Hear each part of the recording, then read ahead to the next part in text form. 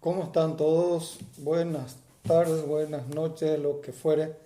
Cuando ustedes vean este artículo, este trabajo que nos presentamos aquí, es de la clase del 12 de junio, que al principio no iba a ser feriado, pero se estableció que fuera feriado. De todas maneras, nosotros igual elaboramos nuestra actividad académica ese día por una cuestión de organización académica. No podemos pasar la clase a otra fecha. Por lo tanto, nosotros nos sentamos a trabajar sobre ello. Hoy trabajamos nosotros sobre lo que corresponde a las pruebas de la existencia de Dios.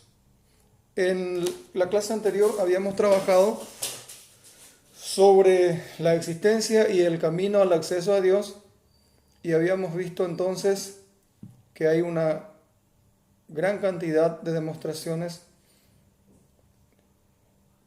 que indican las vías por las cuales podemos ir para llegar a la existencia de Dios. Teniendo en cuenta aquello, entonces, hoy presentamos lo que corresponden a las pruebas de la existencia de Dios. La pregunta que habíamos hecho siempre aquí es, ¿existe Dios?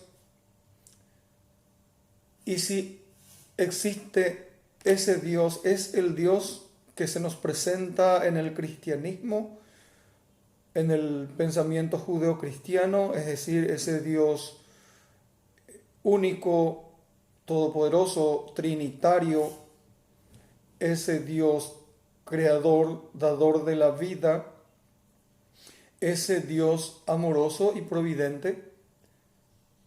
De la perspectiva del pensamiento cristiano, evidentemente que las pruebas sobre las cuales vayamos a hablar se refieren a ese Dios judeocristiano, al Dios de pensamiento occidental, al Dios de Occidente, al Yahvé, al Dios de Jesucristo. Las pruebas que presentamos aquí son tres. Hay unas pruebas físicas, las que se llaman las pruebas más físicas, y dentro de esta prueba física encontramos algunos aspectos interesantes. Por un lado, ¿cuál es el fundamento que nos indica que aquí aparece, que podemos decir, bueno, esta es una prueba contundente de la existencia de Dios? Y el punto uno, evidentemente, nos lleva a los principios. Y el principio de orden, el principio de finalidad, el principio del universo. Filosóficamente hablando, y esta misma idea filosófica es la que se usa en el orden teológico, es que todo lo que existe no pudo haberse hecho a sí mismo. Por lo tanto, hay un principio del cual proviene todo. Este principio es al cual se le llama Dios. Todo lo que existe no pudo haberse hecho a sí mismo. Ni el ser humano, que es el ser más capaz, más ordenado, más desarrollado, no puede hacerse a sí mismo. Por lo tanto, tiene que haber un principio del cual proviene todo, y ese principio que ha existido desde siempre y es eterno, y que creó todo lo que existe de la nada. Dentro de esa misma prueba física, en el punto 2 encontramos el orden del universo. Es decir, todo lo que existe, todo lo que ha sido creado, tiene un absoluto orden. La naturaleza es absolutamente ordenada y entonces este orden necesariamente tiene que llevarnos a un principio inteligente, a un principio armonizador, a un principio ordenador. Este principio ordenador evidentemente es Dios.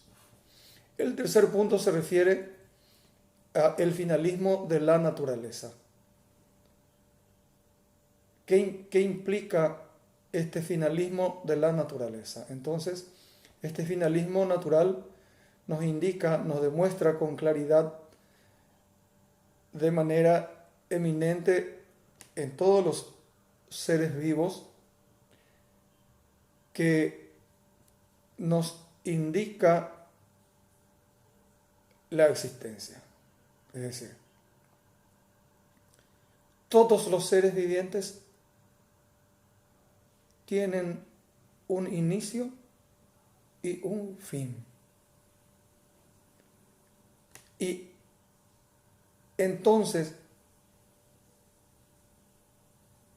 este finalismo indica que hay un inicio, hay un fin y hay un proceso constante de desarrollo de la vida. Bien, entonces toda esta idea nos lleva a emitir una inteligencia suprema que organiza evidentemente ese funcionamiento de la naturaleza. No es posible, en este caso, muchos filósofos preguntaron, pero ¿es posible que esto sea así? ¿O es una cuestión de azar? Y entonces, evidentemente, aquí hay una gran explicación, una gran cantidad explicativa de la cuestión del azar.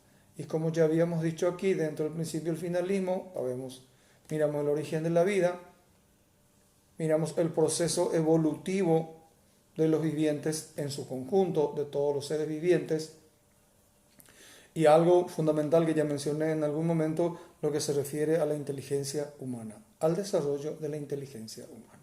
Todo esto nos indica que hay una prueba absolutamente física en la cual dar y entender la idea divina. Por el otro lado, el segundo punto o la segunda prueba se refiere a las pruebas más metafísicas. Habíamos hablado de la prueba física y ahora hablamos de las pruebas metafísicas. En estas pruebas encontramos evidentemente a dos grandes exponentes religiosos. ¿Cuáles son? Por un lado, tenemos el argumento de San Anselmo, al cual se le da el nombre de argumento o prueba ontológica, es decir, ontológica de prueba del ser. Entonces, ¿qué es lo que San Anselmo nos pregunta? Del ente, de la existencia del ente, a la existencia de un ser que creó todo el ente. Entonces, Dios es el ser que genera una existencia, pero llegamos a esa existencia desde la existencia del ente. Todo lo que existe, entonces, nos lleva a la idea del ser. Bien, y dentro de esta prueba metafísica también encontramos a Santo Tomás de Aquino, que es absolutamente racional y habla de las distintas vías.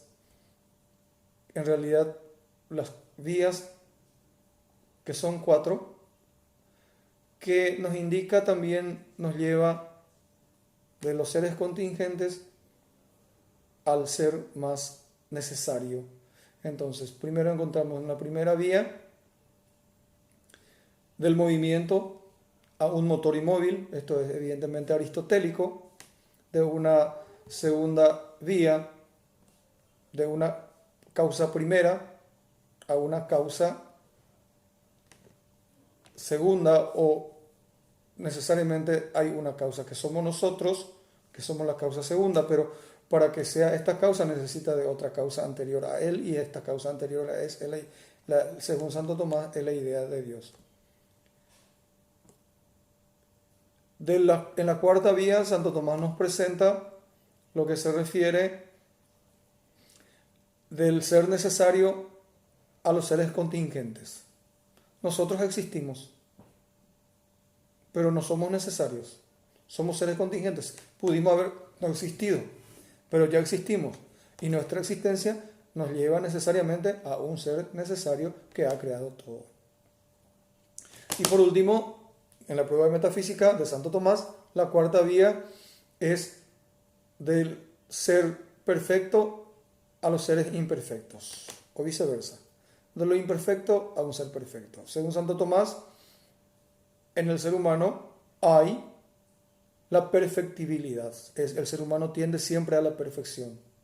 Y entonces, si el ser humano siempre tiende a la perfección, tiene dentro de sí la idea de perfección, quiere decir, entonces debe haber un ser absolutamente perfecto, y ese ser absolutamente perfecto, según Santo Tomás, es Dios. Y por último, La tercera prueba se refiere a las pruebas morales. En este caso, en cuanto a la idea del bien y del mal. La conciencia, como dijimos, hay una conciencia desarrollada universalmente en toda la cultura de lo bueno y de lo malo, que se nos permite, que se nos prohíbe. En este apartado específicamente yace la figura de Immanuel Kant, para el que existe moralmente la necesidad de aceptar la existencia de Dios. ¿Cómo es que Kant llega a esto? Y llega evidentemente a la idea de lo que yo les había mencionado, de la cuestión de lo bueno y de lo malo. Todos estos puntos vamos a aclarar con mayor propiedad el viernes en nuestra clase. Mientras, pueden ustedes mirar esta clase, analizar, leer el texto desarrollado, elaborado, ya alzado también aquí, de modo que ya entonces el encuentro del viernes sea nada más una cuestión meramente aclaratoria. Que disfruten de la clase.